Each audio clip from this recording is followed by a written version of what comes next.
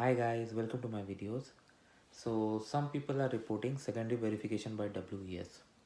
So this is something really important and I'm going to share in this video. We know that when we apply for ECA for our Canada immigration, we go to WES for evaluation of our education qualification.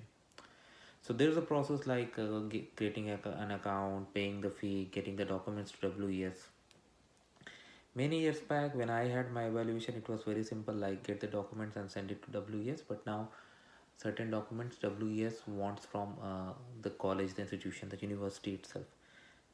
So recently they have stepped up some investigation. Like some people have reported that WES have even gone to the institution and have sent them letters, an email letter, whatever, to find out if the educational credential information that has been submitted is valid or not.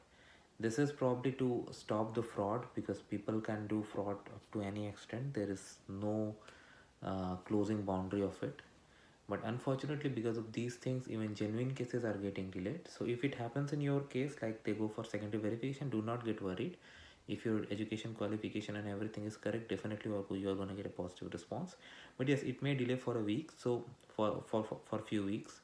So what you can do in this case is, like when you are collecting your transcript, like now transcripts are going directly from university, inform about this secondary verification to the university as well, so that the university knows that in case an inquiry comes to them from WES, they respond it as early as possible, so that your application does not get delayed.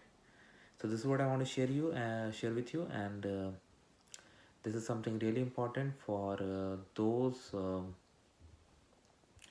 who need to get through this.